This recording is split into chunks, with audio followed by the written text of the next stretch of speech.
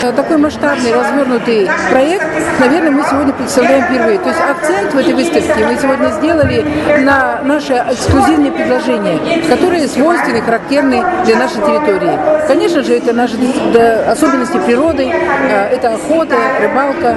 Мы в этом году впервые нашу выставку показываем в режиме онлайн. Буквально сегодня открылась еще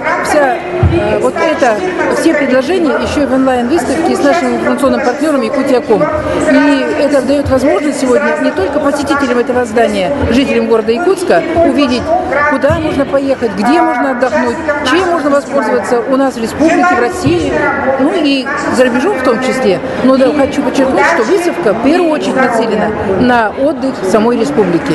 И это сегодня очень важно, потому что каждый россиянин, на наш взгляд, любя свою родину, должен увидеть ее воочию.